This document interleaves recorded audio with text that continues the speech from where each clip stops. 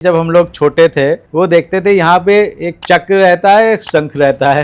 हाँ। तो वो देखते थे किसकी उंगली में कितने शंख है, कितने चक्र हैं। एक चक्र बहुत बोलने वाला होता है आदमी, दो चक्र जिसके हाथ में रहते हैं वो बहुत बूढ़ी और शौकीन होता है, तीन चक्र वाला सामान्य जीवन जीता है। कि धन है कि नहीं है, नौकरी कब लगेगी, शादी कब होगी, शादी होगी तो बच्चे कितने होंगे, और ये इधर कुछ देखते थे। लंबी लाइन जो जाती है वो टिकती है, और जो छोटी लाइन अगर रहती है हाँ। तो या तो आदमी कहीं प्रेम करके लड़की हो या लड़का छुट्टी छुटा कर लेते हैं, और या तो शादी हो जाती है तो तलाक हो जाता है। हस्तरेखा ज्यादा एक्यूरेसी से प्रिडिक्शन देती है या कुंडली, जन्म कुंडली, एस्ट्रोलॉजी या न्यूमरोलॉजी, सबसे एग्जैक्ट कौन बता देता है? हस्तरेखा एक जौ 10 साल के बराबर होता है। रेखा का नाप है जौ रखिए, आयु रेखा में एक जौ के बराबर 10 साल माना जाता है। सूर्य पर्वत पर है तो समझिए कि वो अरबपति खरबपति बनता है, मछली का निशान, इतना शुभ माना जाता है। तो यहाँ एक रेखा बनती है, चंद्र पर्वत से आती है बुध पर्वत पर। ये रेखा जो होती है ये भी व्यवसाय है, सरकारी सर्विस जिसको चाहिए, ऐसे जिसके हाथ में ये रेखा रहती है वो निश्चित है कि सरकारी नौकरी पाते हैं। तिल सूर्य वाले उंगली में हो तो ये भी बहुत मान प्रतिष्ठा धनवान बनाता है। ये आयु रेखा पर ये लाइनें जो बनती हैं, अगर ऐसे ऐसे लाइन है तो ये संतान सुख बताता है। ये छोटी छोटी ऐसे ऐसे लाइन अगर आ गई तो ये संतान सुख बताता है। अगर ये अंगुली कनिष्ठिका जो है ये अनामिका से थोड़ा सा इस वाले पॉइंट से थोड़ा सा बड़ी हो जाए तो समझिए उसका भी क्या बात है।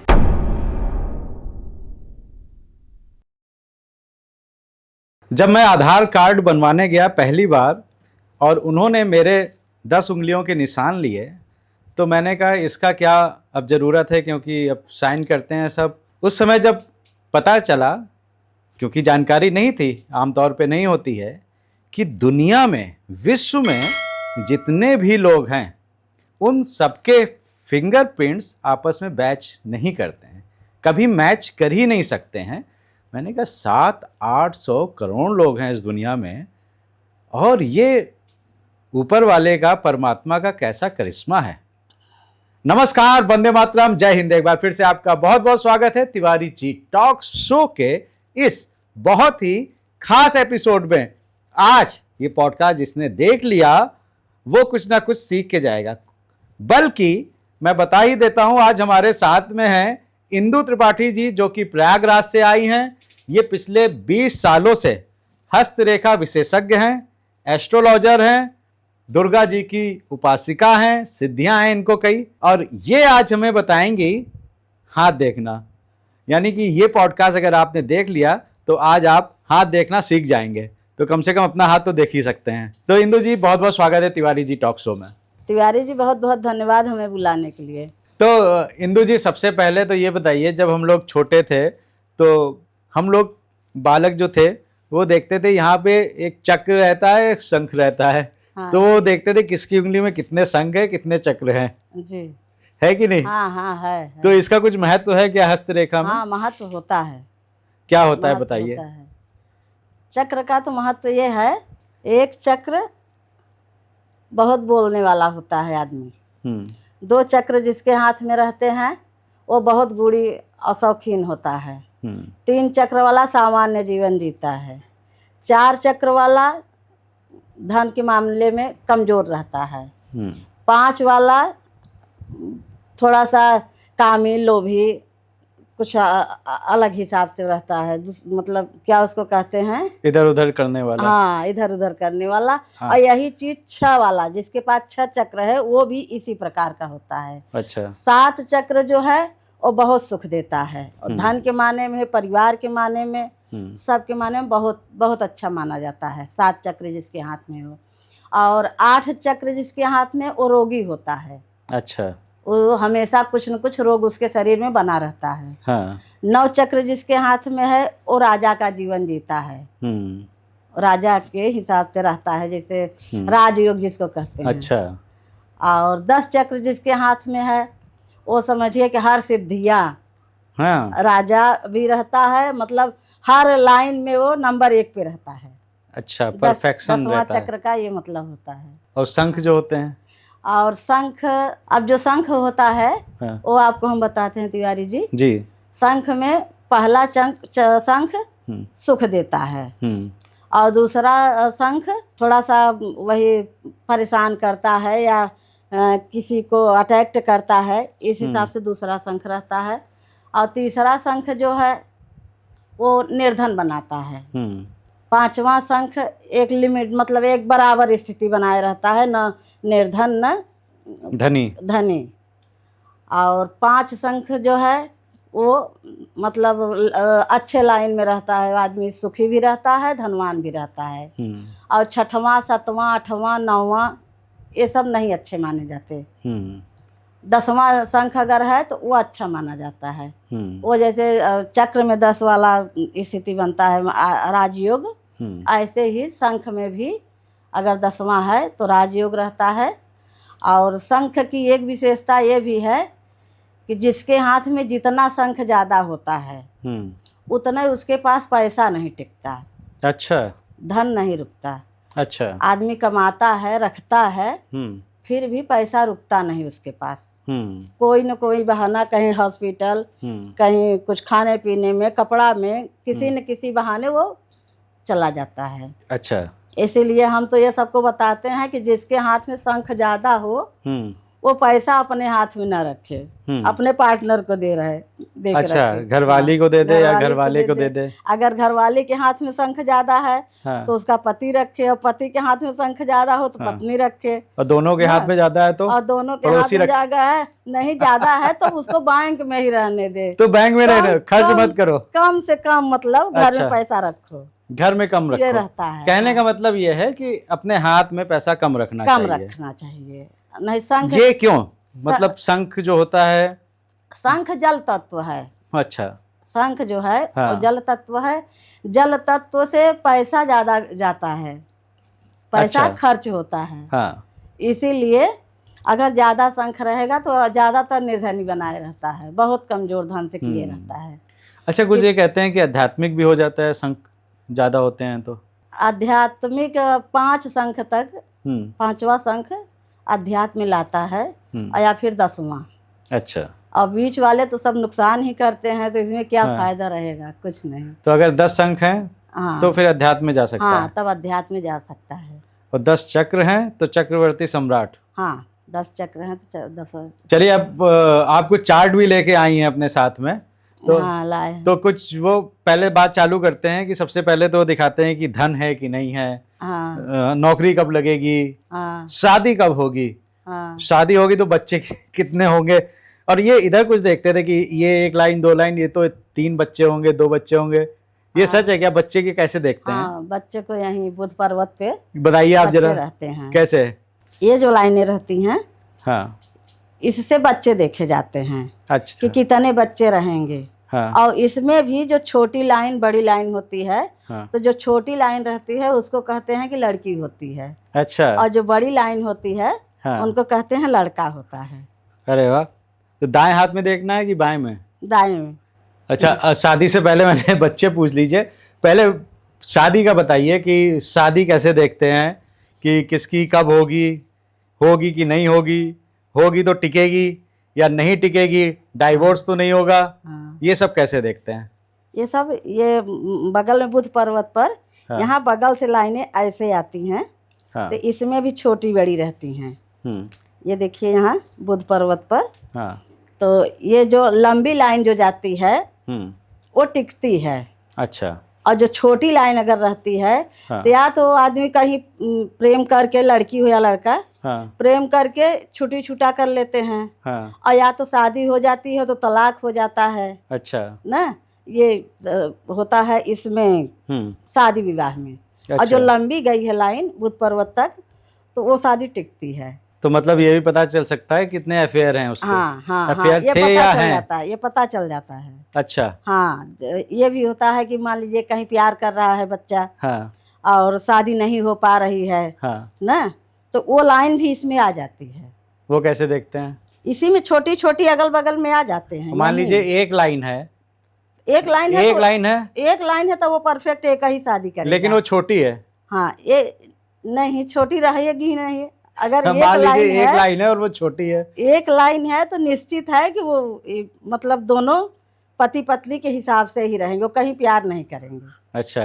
इसकी मतलब हस्तरेखा में सब गारंटी की बात है। अच्छा, मुझे बताइए कि ये हस्तरेखा ज़्यादा एक्यूरेसी से प्रिडिक्शन देती है या कुंडली, जन्म कुंडली, एस्ट्रोलॉजी या न्यूमरोलॉजी, सबसे एग्जैक्ट कौन बता देता है? हस्तरेखा। कैसे? हस्तरेखा पूरा मतलब पर्वत भी सब पता चल जाते हैं, और ग्रह कहाँ कमजोर हैं, कहाँ उसमें दबे हैं, या कोई काम कर रहा है कि नहीं कर रहा है, ये सब हस्तरेखा में तत्काल पता चल जाता है। अच्छा। और कुंडली में तो एक एक गणना बैठाना पड़ता है, पूरा मैथ की तरह ना, तो इसलिए हस्तरेखा से ज़्यादा ज्ञान मतलब जल्दी समाधान मिल जाता है। अब दूसरा सवाल जो बहुत कॉमन है, हाँ वो है पैसों को लेके। हाँ कि पैसे, कितने पैसे होंगे, हाँ टिकेंगे कि नहीं टिकेंगे, हाँ। वो बता दीजिए धन को लेके। तिवारी देखिए, हाँ। इसमें आयु रेखा, मस्तिष्क रेखा और भाग्य रेखा, हम तीनों आपको बता रहे हैं कहाँ है, कौन सा है।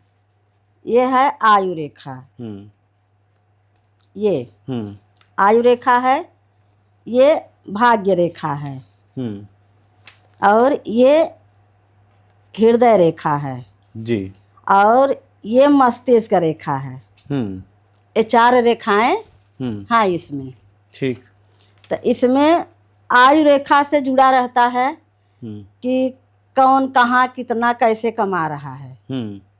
ये आयु रेखा जो है ये सब कुछ बता देता है कि आदमी कितना कमाया, कितने महीना तक कमाया, इसकी जॉब कब छूट गई ना, और ये कमाया तो कहाँ खर्च किया, मतलब इस आयु रेखा में सब कुछ पता चल जाता है। अच्छा। हाँ, आयु रेखा से आप जो भी जानना तो चाहते हैं। कोई पैसे वाला है कि नहीं है, वो कैसे पता चलेगा? कोई पैसे वाला, भाग्य रेखा कैसी गई है। हाँ। जैसे मणिबंध से भाग्य रेखा उठा और सीधा शनि पर्वत तक आया, ये शनि पर्वत यहाँ तक आया, तो समझिए कि उसके जीवन में पैसा है, कहीं कटा फटा नहीं है, टूटा नहीं है। अगर भाग्य रेखा कहीं से कट जाता है तो समझिए कि उसका जो धन आने का वो है रास्ता, वो कमज़ोर पड़ जाता है। अच्छा। जितने साल तक के लिए कटता है रेखा, समझिए रेखा एक जौ 10 साल के बराबर होता है। रेखा का नाप है जौ रखिए आयु रेखा में, तो एक जौ के बराबर 10 साल माना जाता है। अच्छा। हाँ, ये रेखा देखने का एक ये भी प्रक्रिया है कि जौ से आप साल नाप सकते हैं। हाँ। अच्छा, ये एक और बताते हैं कि यहाँ पे एक ट्रायंगल होगा, त्रिकोण होता है 2 रेखाओं के बीच में, हाँ, तो बहुत पैसा होता है। उसको धन की कोठरी कहते हैं। तो वो तो बताया नहीं आपने। तो इसी के बीच में बन जाता है मस्तिष्क रेखा, कैसे भाग्य बताइए? रेखा। ये देखिए, जैसे यहाँ से कोई आया, हाँ। यहाँ बन जाता है।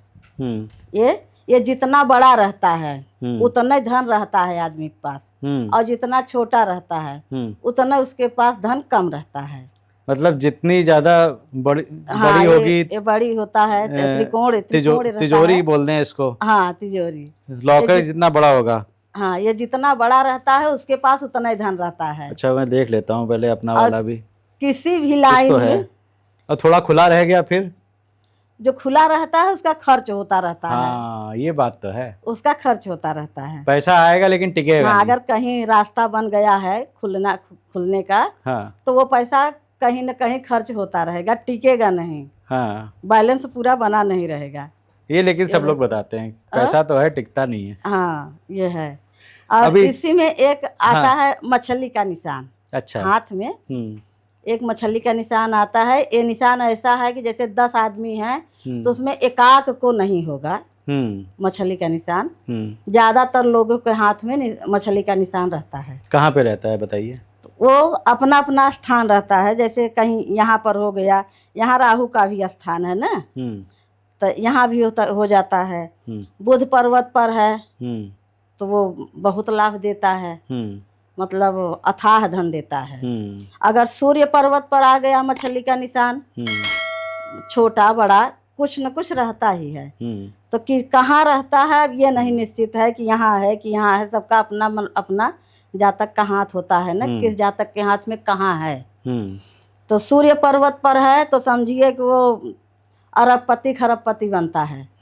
मछली का निशान इतना शुभ माना जाता है, हस्तरेखा में बहुत अच्छा माना जाता है। शनि पर्वत पर है तो इसका यह है कि जो जातक जिस जातक के शनि पर्वत पर मछली का निशान है वो ज़्यादातर अपने पैतृक वाले लाइन में चला जाता है। अच्छा। जैसे किसी के पिताजी वकील हैं तो उनका बच्चा पा जाएगा, वही वकालत वो भी करने लगेगा, उनका सारा साम्राज्य पा जाएगा। पंडित है जिसके पिताजी ना, तो वो बच्चा पंडित बन जाएगा, अपने पिताजी का सारा सब कुछ सीख जान के सारी व्यवस्था पा जाएगा। उसको मतलब ये नहीं है कि कुछ खोजना पड़ता है, वो कुछ खोजता नहीं, उसको अपने आप सब मिल जाता है। शनि पर्वत पर अगर ये है मछली का निशान तो। और बुध पर्वत गुरु पर्वत पर अगर है तो गुरु पर्वत का भी मतलब ये तो समझिए कि अंबानी वाली स्थिति बना देता है। कहाँ पे होता है गुरु पर्वत? ये है, ये गुरु पर्वत। अच्छा। हाँ, ये गुरु पर्वत। पर्वत भी बता दीजिए कौन कौन से होते हैं? ये गुरु पर्वत है, ये शनि पर्वत है, ये सूर्य पर्वत, ये बुध पर्वत, और ये मंगल बाहरी मंगल पर्वत है बाहरी। यहाँ चंद्र पर्वत है और यहाँ भी मंगल ही हैं, यहाँ मंगल हैं और फिर यहाँ शुक्र हैं, ये शुक्र का स्थान है। और यहाँ राहु हैं, यहाँ केतु हैं, ये स्थान है। अच्छा। हाँ, तो कभी कभी मणिबंध पे भी ज़्यादातर हाथों में मछली का निशान मिलता है। ये भी बहुत लाभकारी। मछली अगर हाथ में है तो कभी पैसे की तंगी किसी को नहीं आती। और मान लीजिए जैसे परिवार है, परिवार में एकाक के हाथ में है ना, और सबके हाथ में नहीं है, तो अगर एक के हाथ में है तो समझिए कि पूरा परिवार उसी एक हाथ के मछली से पूरा परिवार सुखी रहता है। अच्छा, इतना बड़ा लाभ होता है मछली का। वाह। सामुद्रिक शास्त्र हम बता रहे हैं, लिखित। अच्छा। हाँ, दूसरा नौकरी को लेके बहुत सवाल करते हैं। हाँ, नौकरी वालों के लिए ये सूर्य पर्वत पर रहता है। यहीं एक पढ़ाई का लाइन रहता है और यहीं एक नौकरी का रहता है। अच्छा। तो जैसे कोई सरकारी IAS PCS ये सब जो बनते हैं तो उनको जो है अगर ये इधर थोड़ा सा आ गया या शनि की तरफ चला गया तो समझिए कि वो सब IAS PCS बड़े नेता मतलब दमदार लोग बनते हैं। अच्छा। हाँ, और विद्या रेखा में भी यही चीज़ है, अगर कहीं कट गया तो समझिए विद्या रुक जाती है। हाँ। ना।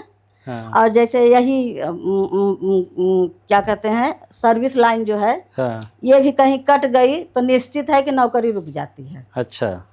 सस्पेंड हो जाएगा आदमी। अगर प्राइवेट जॉब कोई कर रहा है, बहुत बड़ा बन गया है ना, तो उसका भी अगर ये लाइन कटी है तो निश्चित है कि उसका काम रुक जाएगा। हाँ, तिवारी जी देखिए, हम नौकरी लाइन बता रहे हैं जो सरकारी सर्विस जिसको चाहिए।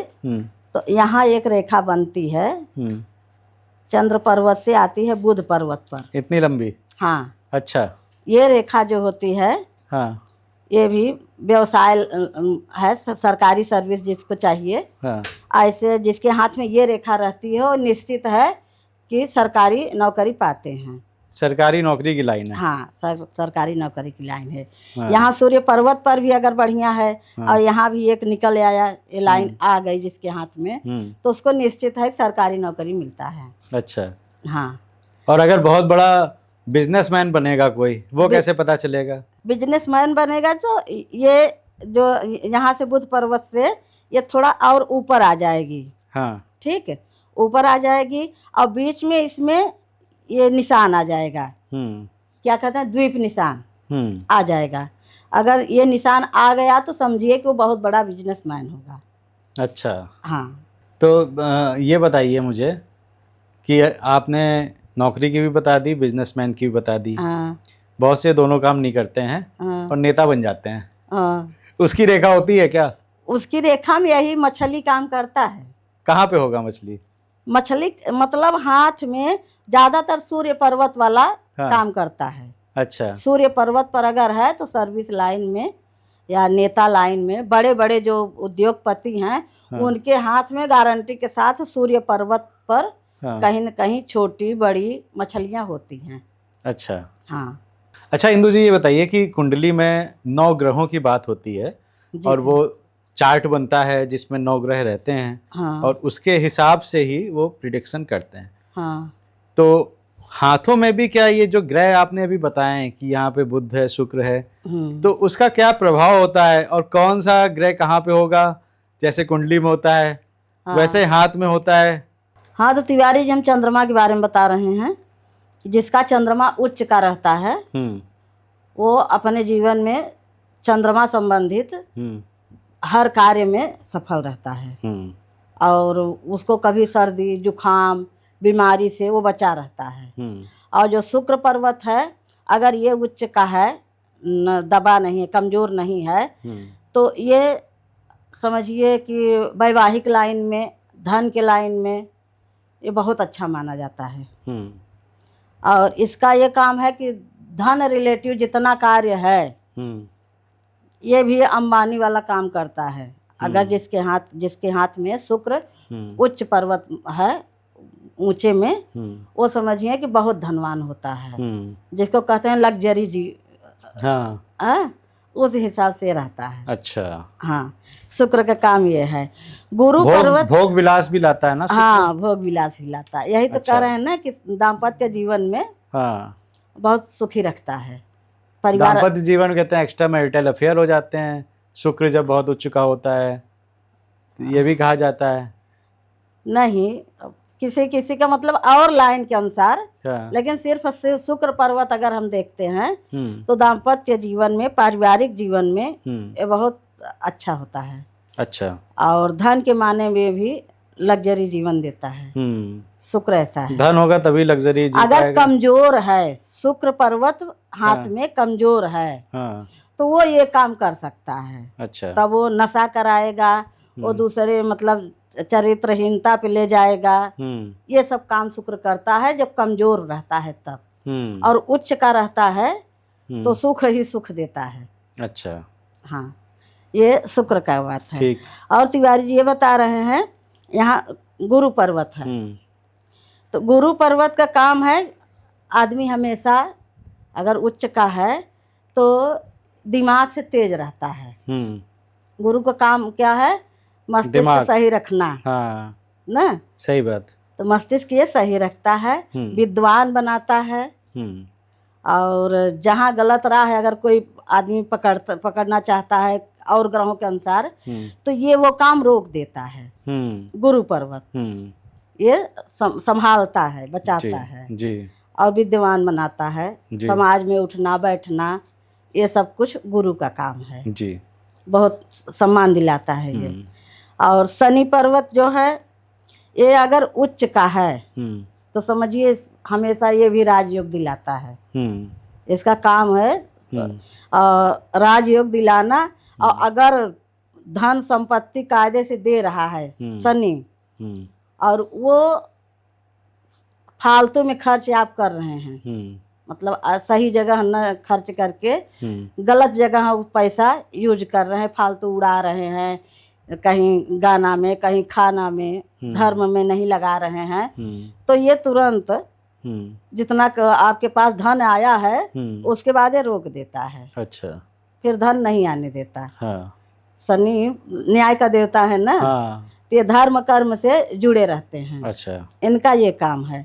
सूर्य पर्वत जो है इसमें देखिए विद्या भी है और क्या कहते हैं व्यवसाय का जो लाइन है, व्यवसाय आदमी नौकरी वाला, तो नौकरी जो करते हैं तो इस हिसाब से वो सूर्य पर्वत अगर उच्च का है तो ये भी पद प्रतिष्ठा मान सम्मान समाज में बहुत मिलता है। बहुत सूर्य पर्वत इस माने में सबसे अच्छा होता है। एक चीज मुझे बताइए, जो आप बता रही हैं ग्रहों के बारे में और पर्वत के बारे में, तो ये बलवान है पर्वत, शुक्र बहुत अच्छा है, इसका क्या मतलब उभरा हुआ होगा, हाँ, उठा हुआ होगा, उभरा हुआ कैसे देखते हैं? हाथ में ये हाँ। जब ऐसे करेंगे आप ना, हाँ ऐसे जब करेंगे हाँ, तो देखिए ये पर्वत है, ये देखिए। ये हाँ देखिए आपका गुरु इस समय हाँ बहुत अच्छे से उभरे हैं। हाँ, आपका गुरु इस समय काम कर रहे हैं बहुत अच्छा। कुंडली में भी बहुत तेज है हाँ। गुरु हमारे। हाँ तो हाथ में हाँ। बहुत अच्छे हैं और सूर्य भी ठीक हैं, अच्छा, बहुत ना हाई हैं न हाँ। लो हैं, मीडियम चल रहे हैं सूर्य। अब बुध पर्वत भी आपका ठीक हैं हाँ, और शनि भी, मतलब ये सब अभी एक लेवल में है सारे। लेकिन सबसे अच्छा इस समय आपके हाथ में गुरु हैं। और चंद्रमा? चंद्रमा भी ठीक हैं, अच्छा, अच्छे चलिए आपने कह दिया ठीक है तब चाहिए। चंद्रमा ठीक। ये पता चल गया कि कितना उभार है, हाँ, उस हिसाब से आप चंद्रमा बताते हैं ठीक कि है, कितना चंद्रमा शक्तिशाली है। हाँ नहीं, ये कोरिलेट कर रहा हूँ, मेरी कुंडली में भी गुरु बहुत उच्च के हैं, ऐसा बताते हैं लोग, मुझे तो नहीं पता है। नहीं, हाथ में भी आपके जी। जो गुरु पर्वत और है न्यूमरोलॉजिस्ट भी बताते हैं मेरा 3 नंबर है, उससे भी गुरु है। हाँ तो पता नहीं मुझे, खैर। हाँ अब मुझे ये बताइए कि मोटा मोटा तो थोड़ा सा समझ में आ गया, हाँ अब जो सामान्यतः प्रश्न रहते हैं वो ले लेते हैं। अच्छा और भी आप चार्ट लेके आइए, मुझे ये चार्ट दिख रहा है, हाँ ये इसमें शायद तिल है हाथ में। हाँ। इसके बारे में बताइए कि हाथ में तिल हो तो क्या होता है?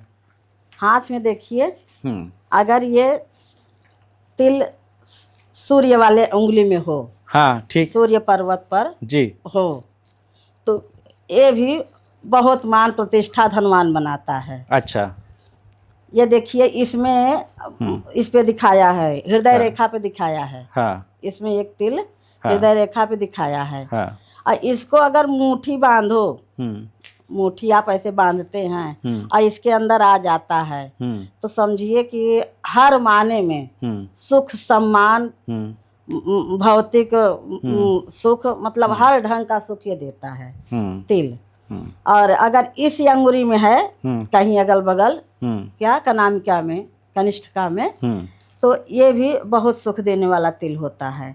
लेकिन अगर यही तिल यह चंद्र पर्वत पे आ जाएगा, मणिबंध पे आ जाएगा ना, तो ये सब नुकसान करते हैं, अच्छा, लाभ नहीं देते। ये इसके अंदर मुट्ठी आप बांधते हैं, उसके अंदर जितने तिल आएंगे आपको लाभ ही लाभ होगा। हाँ, और इसके और अगर बाहर निकल गया तो वो आपका मतलब पैसा के संबंध में गया, नुकसान करेगा। तिल बाहर निकला, पैसा गया। हाँ, नुकसान करेगा। अच्छा, ये ऐसा है। ये वाली फोटो जो है आपकी, जो इसमें तो अंदर आ रहा है मुट्ठी के। हाँ, इसमें तो एकदम जहाँ राहु रहते हैं हाँ, वहाँ है। अच्छा, ये भी जानिए कि जो राहु रहते हैं, हाँ राहु ग्रह जो हैं जी, अगर ये सिर्फ एक लाइन है, एक लाइन में राहु हैं, तब तो ठीक है, तो आदमी परेशान नहीं होता। अगर राहु के अगल बगल 2-3 लाइनें बन गई, मिल गई, तो समझिए वो आदमी कितना भी धनी हो वो एकदम निर्धन हो जाता है। राहु का काम ऐसा है, एकदम निर्धन बना देगा। अरे, और इसमें ये भी है कि 3 महीने, साल भर, 2 साल ना, ऐसे ये बीमारी भी बनाता है। राहु हड्डी का, पेट का, ये सब का रोग बनाने का कारक होता है। राहु ग्रह ऐसा होता है कि या अगर बीमारी चालू कर दिया और कोई छोटी लाइन है तब तो रोग जल्दी ठीक हो जाता है, और बड़ी लाइन अगर उससे जुड़ी है तो रोग लंबा ले जाता है। इतने में तो आदमी पैसे से कंगाल हो जाता है। कंगाल हो गया। ये राहु का काम थोड़ा है। सा बना के दिखा देंगे आप, जो राहु की लाइन बता रही हैं? हाँ, यही है राहु, ये यहाँ। अच्छा। ये राहु का स्थान है। ओके, और इसके नीचे में लाइन बता रही हैं आप बनी हो तो? हाँ, अच्छा, ये राहु का स्थान है। और यहाँ केतु का है, केतु यहाँ रहता है। तो ये है कि यहाँ मंगल बैठे हैं, बगल में मंगल रहते हैं। तो मंगल क्या है, भूमि के कारक होते हैं। मंगल ग्रह ऐसे हैं कि ये जमीन, मकान, जमीन बहुत खरीदवाते हैं। अच्छा। अगर उच्च के हैं यहाँ, हाँ, अच्छे स्थान में, और प्रसन्न चित्त अगर हाथ में हैं तो समझिए आप बहुत जमीन खरीदेंगे। अच्छा, और मकान भी आप बहुत बनाएंगे ओ, ना। मंगल का ये बहुत बड़ा भूमिका है इस हाथ में। अच्छा, जैसे जिसके हाथ में यहाँ उच्च के रहते हैं, हाँ, तो बहुत जमीन खरीदता है। हाँ, मतलब मंगल जमीन दिलाता ही है। ये भी हस्तरेखा के हिसाब से गारंटी वाली बात है। हाँ, ये वाह। बहुत अच्छी है। और उसके बाद ये देखिए जो आयु रेखा है, अगर हम जानना चाहते हैं नौकरी कितने दिन चलेगी, या नौकरी से कितना पैसा आएगा, या हमारा परिवार कैसा रहेगा, मेरा संतान कैसे रहेंगे, जो जैसे बच्चे हैं तो बच्चे कितने होंगे तो कैसे रहेंगे, हम लोगों को अपने माँ बाप को सुख देंगे कि नहीं, ये सब अगर जानना चाहते तो ये सब आयु रेखा में मिलता है।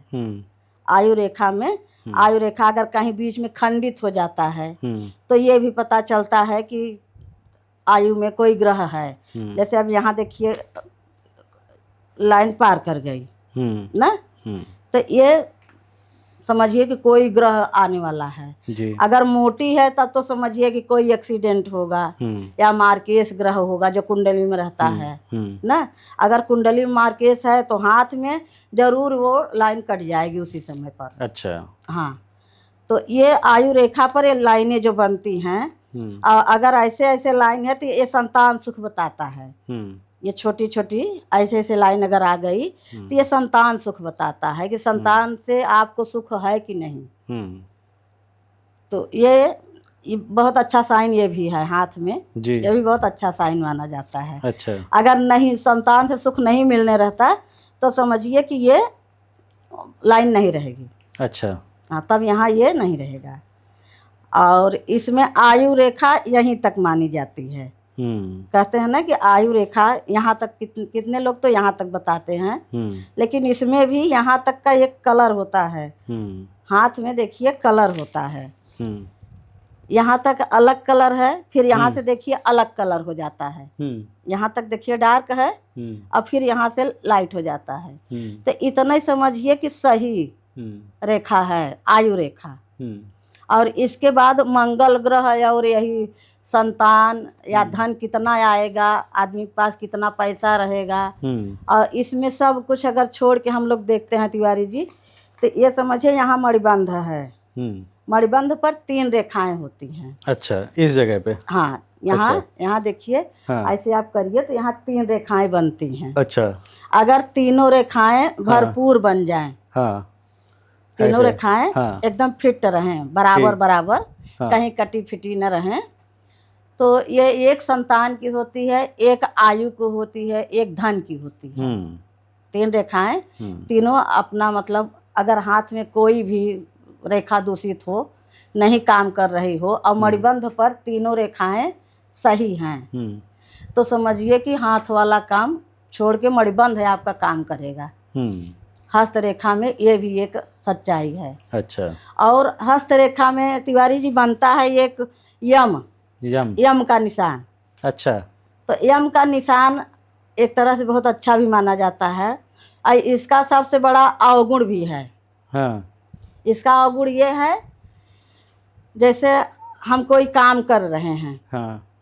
अपने लिए कोई काम कर रहे हैं और काम नहीं हुआ, कोई विशेष कार्य, तो काम नहीं हो पाया, तो हम दूसरे से बता दिए, सामने वाले से बता दिए कि हम ये काम करने जा रहे हैं, हाँ। ना, हाँ।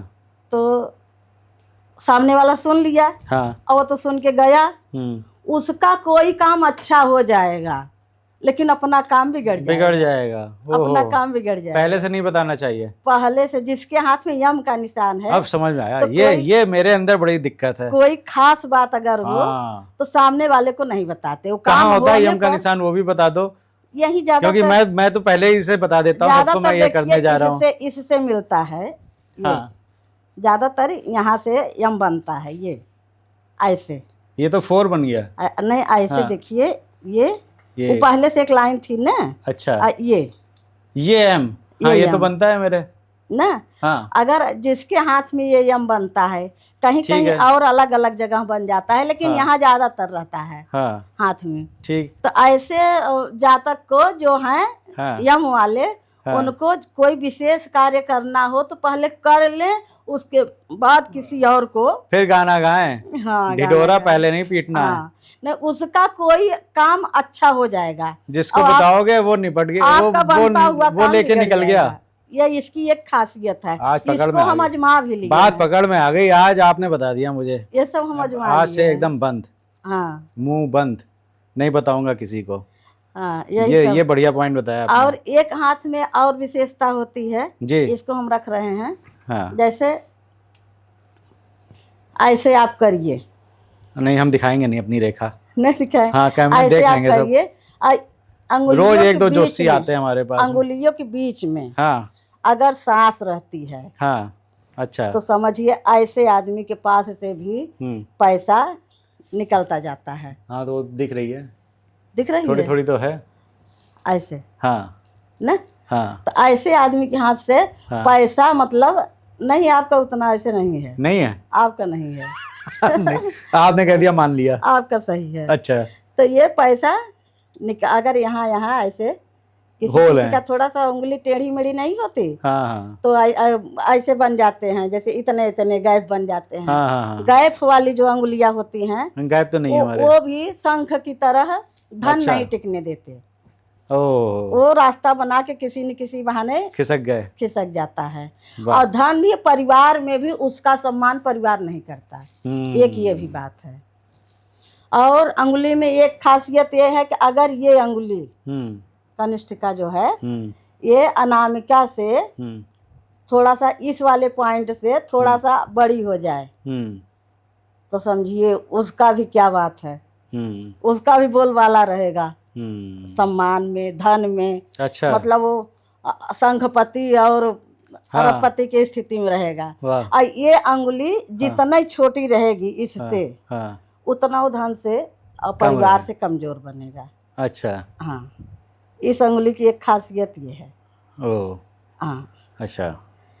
तो जिसका हाथ थोड़ा टाइट रहता है, मतलब कड़ा, जैसे कहते हैं हड्डी दिखती रहती है ना। हाँ। और टाइट टाइप का। हाँ। ऐसे लोग ज्यादातर गृहस्थ होते हैं। हाँ। खेत में, घर में वैसे काम करने वाले। हाँ। ना। और जिसका जितना मुलायम और जितना लचीला हाथ होता है वो अपने जीवन में उतना सुखी और उतने कर्मकांडी। हाँ। ना। और उसी हिसाब से धन के माने में वो मजबूत रहता है। वो भगवान में भी रहता है और संसार में भी रहता है। संसार में भी रहता है। छू के पता के चल जाएगा आपको।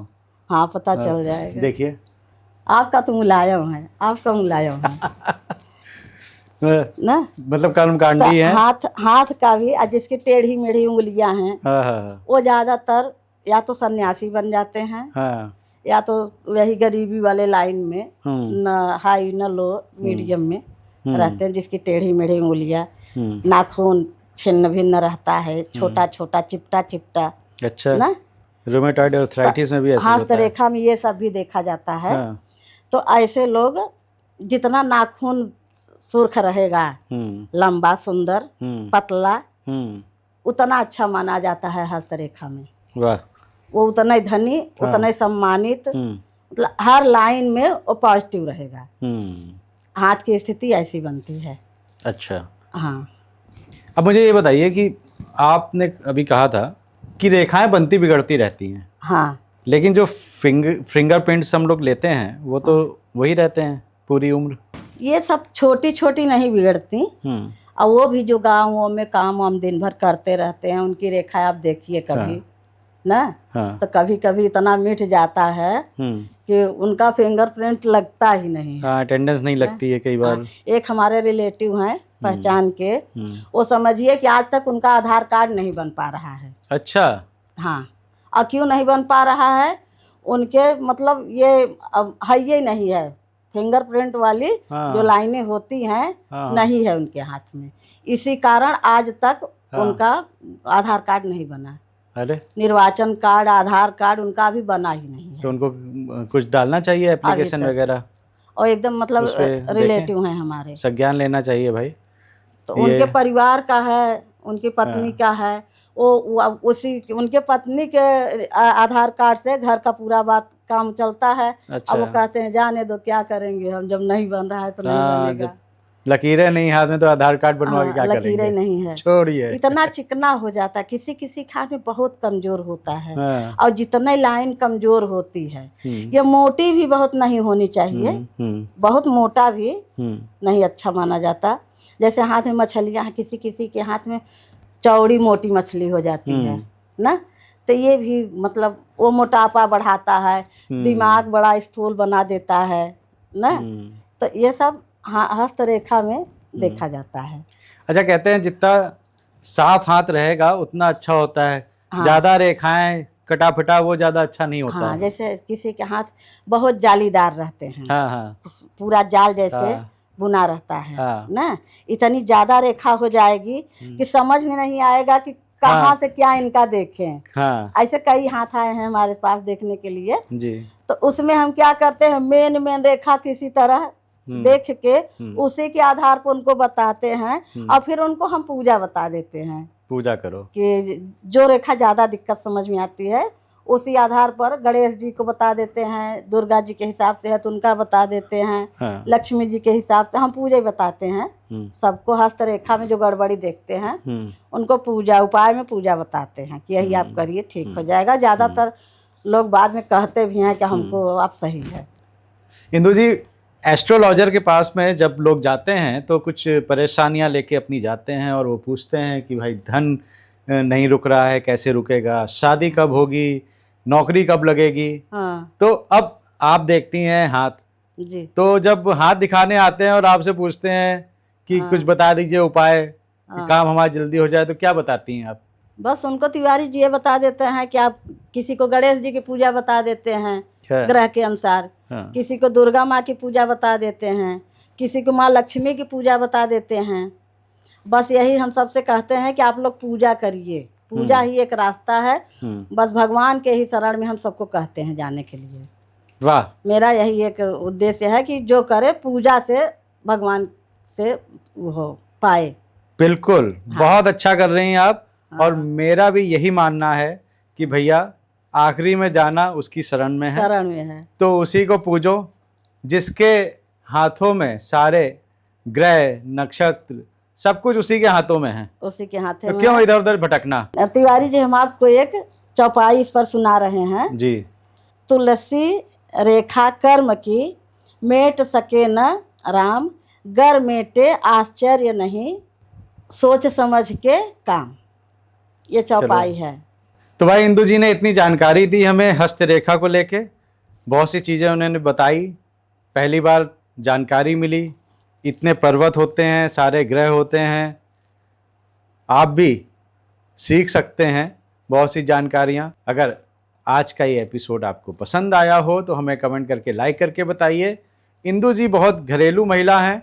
आजकल जहाँ मॉडर्न युग में नई नई एस्ट्रोलॉजर आ रही हैं, न्यूमरोलॉजिस्ट आ रही हैं, तो इन्होंने भी हिम्मत दिखाई हमारे पॉडकास्ट में आने की, और इन्होंने भी कहा कि हम जो हमारे पास में विद्या है, जो ज्ञान है, वो आप तक ज़रूर पहुंचाते हैं।